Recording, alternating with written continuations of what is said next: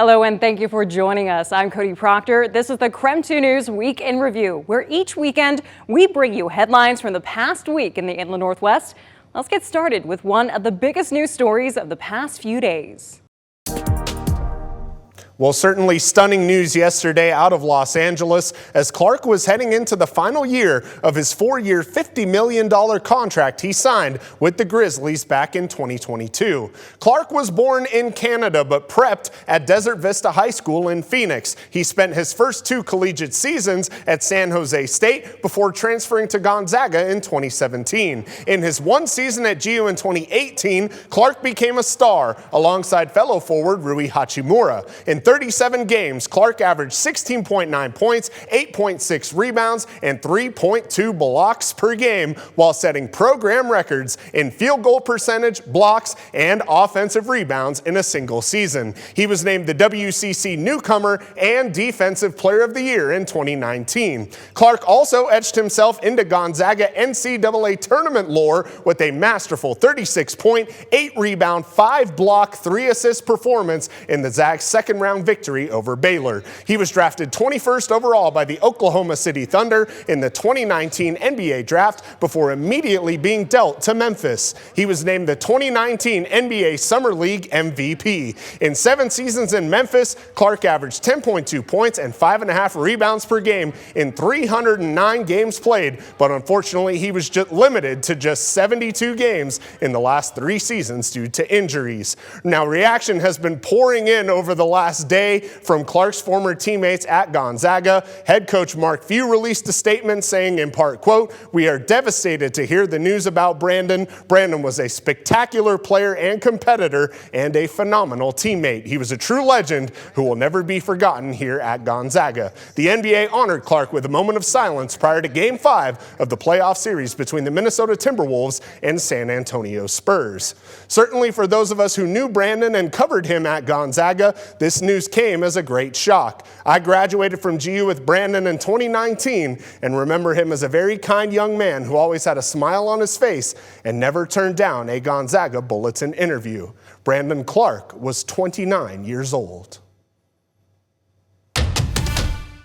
He cared a lot about the community. Andy Patton only has kind words to say about former Gonzaga Bulldog and Memphis Grizzlies player Brandon Clarke after he was found dead on Monday.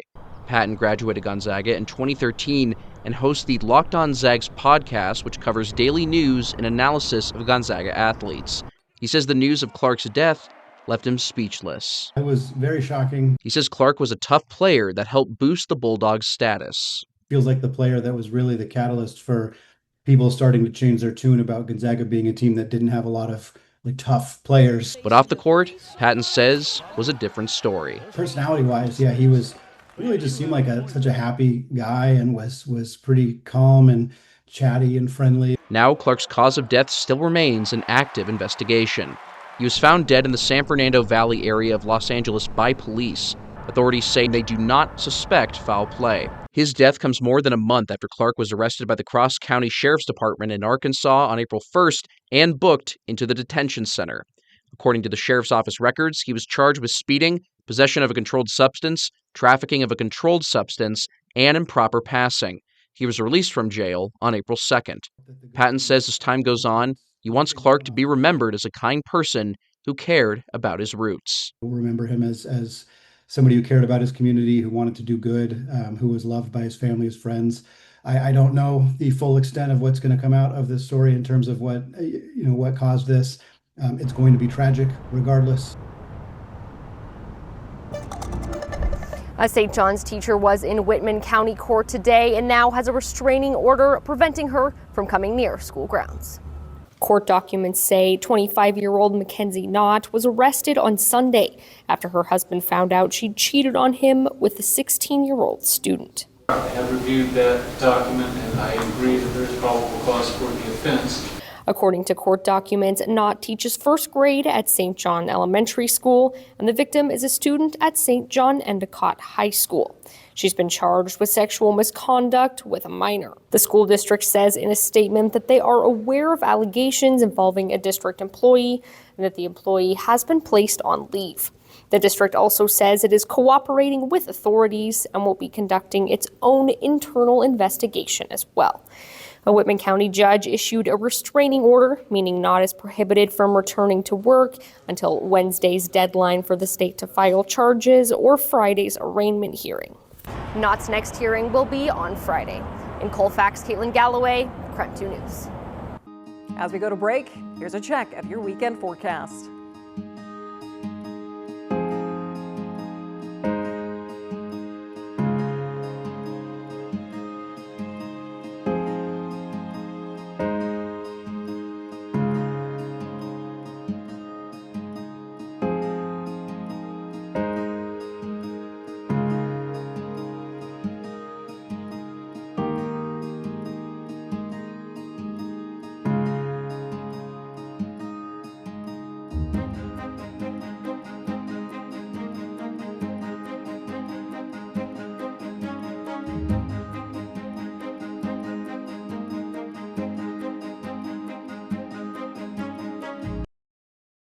Welcome back to the KREM 2 News Week in Review. It has been a busy week all across the inland Northwest, so let's catch you up on some of the news you might have missed.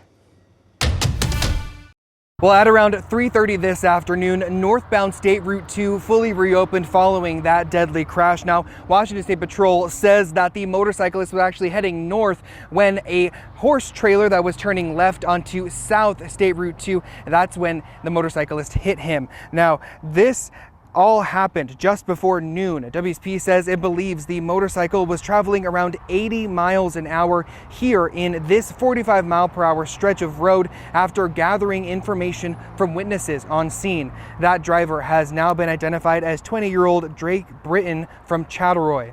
WSP tells me crews began life-saving measures once they arrived, but Britton died at the scene. They say speed and inexperience are the two main factors in this crash. Crews were investigating and cleaning up the roadway for about 3 hours, which caused major delays here on Yale Road. WSP says no one else, including the horses that were inside of that trailer, were hurt during the incident. The driver of the trailer is not facing any charges. Sergeant Riddell with WSP emphasizes that both motorcyclists and drivers need to be extra careful on the road, especially as we start to see this nicer weather going into summer. In Spokane, Christian Garza, KREM 2 News. $50 million. That's how much Idaho set aside this year to help families pay for private school through a new program called the Parental Choice Tax Credit.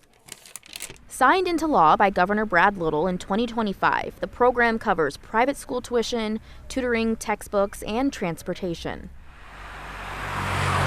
Idaho families who are chosen can claim up to $5,000 per student and up to $7,500 for students with certain disabilities. Applications for families opened in mid-January and closed mid-March. The commission started notifying families they got the credit in early April. The Idaho Tax Commission says it's received more than 6,000 applications, covering nearly 11,000 Idaho students.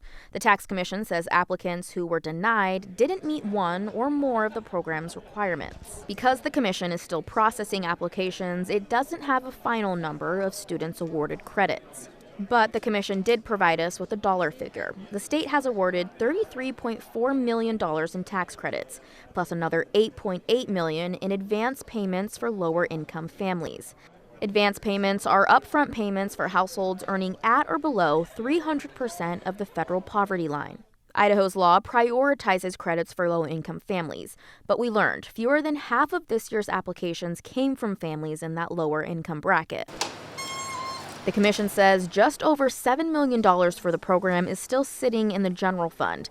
And because there's still money in the fund, the tax commission has to reopen the application window to accept new requests until August 15th, or until the money runs out. But the law is silent on what happens to any money left over after August 15th, meaning it's still unclear whether those dollars roll into next year's program or go back into the state's general fund.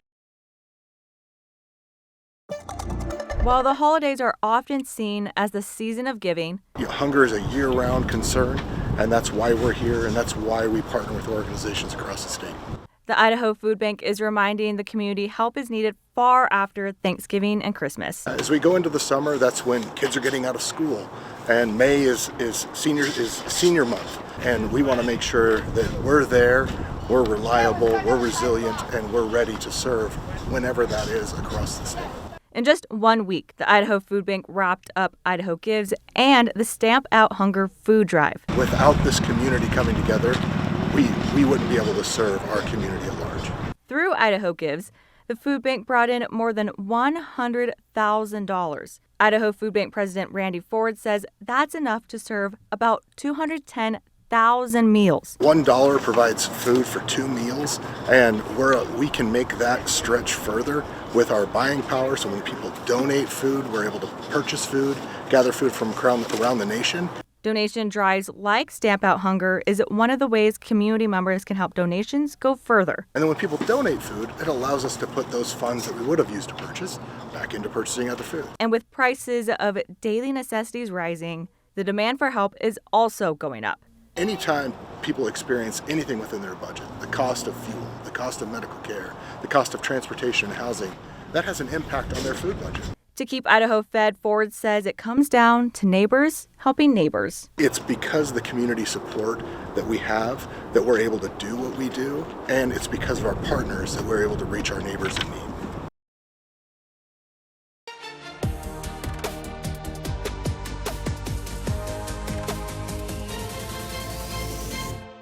Thanks for joining KREM 2 News this weekend. I'm Cody Proctor. Right now, we're taking a look back at some of the news stories from the past week in this edition of the KREM 2 News Week in Review.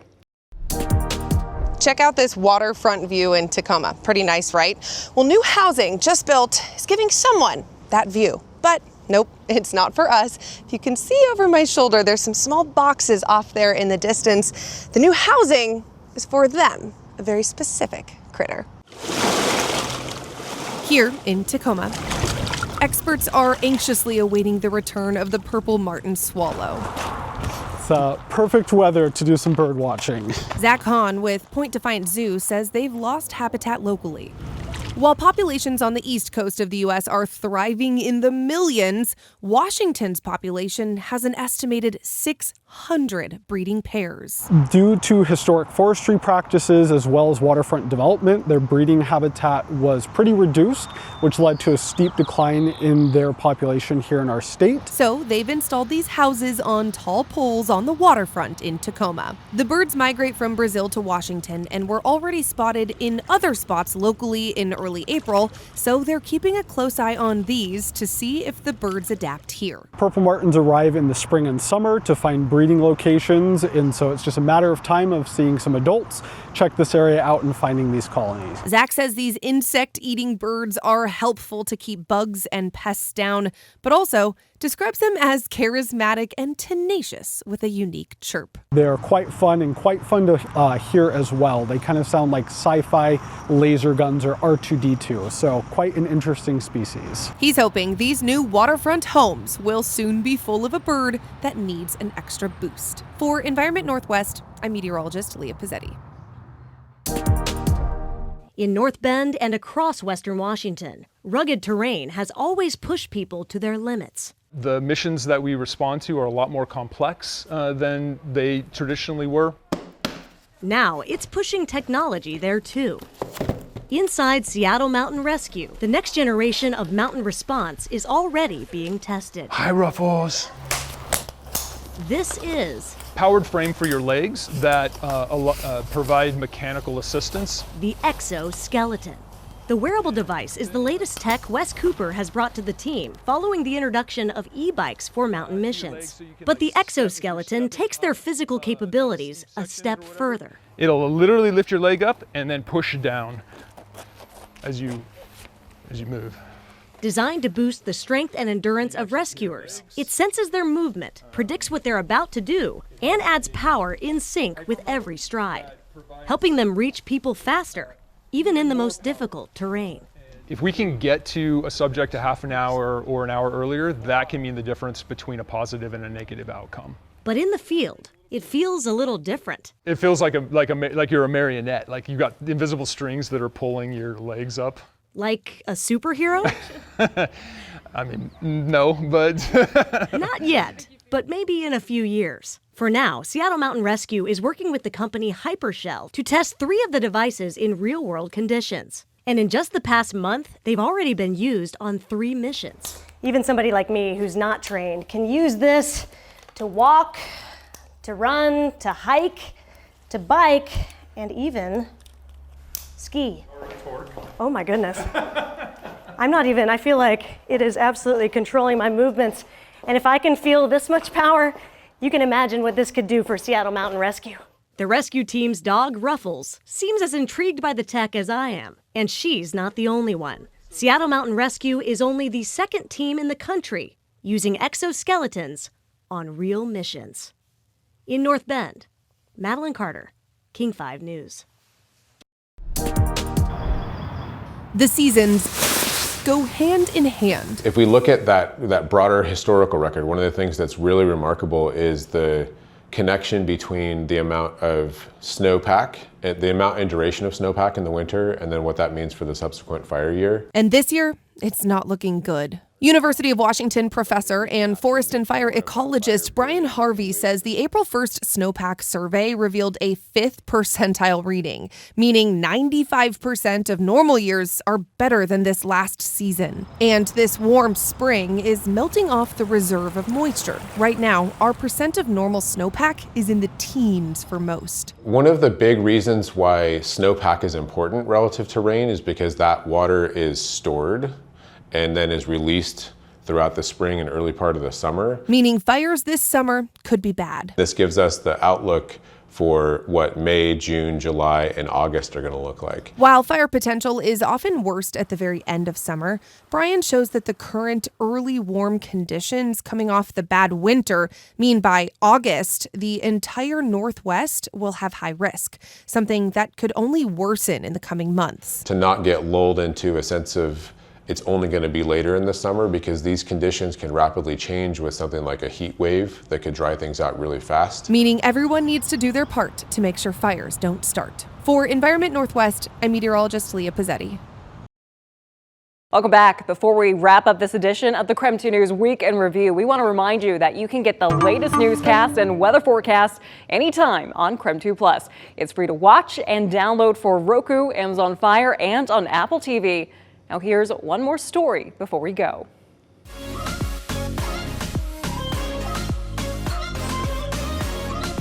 Well, painting begins today on this mural. It's going to be located in downtown Spokane, just behind Madeline's Cafe on Main Avenue, right over here on this big blank wall. And this is a project led by the Downtown Spokane Partnership to not only honor and reflect Spokane's Japanese community, but also bringing new life and color to downtown Spokane. Now, the artist behind the mural is Lisa Soranaka, and she shared some of the history behind why this area of Spokane was chosen, saying the neighborhood was once home to an Asian international district, and because of that history, this area holds deep significance for the Asian community. Investing in our Asian and Pacific Islander community that we have in Spokane feels really special to me as well, and I think it makes people feel seen and heard, and I think that strengthens our community as a whole. And we didn't just want to throw up some murals on the wall. We wanted them to reflect the diversity of culture that we have here in Spokane. Downtown has always been the gathering place. Now, Lisa tells me the mural will include elements such as Japanese kimono silks to tie in the laundry businesses and the seamstresses that used to make up this area. She added it will reflect more traditional patterns and fabrics. Lisa also tells us she will use a projector to get her design onto the wall to help guide her during the painting process. So starting today, if you happen to be by Madeline's Cafe or near Main Avenue, you can come say hi to Lisa. She says she's welcomed people to come check out the progress or just hang out. For now, I'm reporting in downtown Spokane. Regan Gallo, KREM 2 News. Thank you for spending part of your weekend with us on the KREM 2 News Week in Review. Be sure to keep it here on KREM 2 for more news and weather updates. I'm Cody Proctor. Thanks for watching.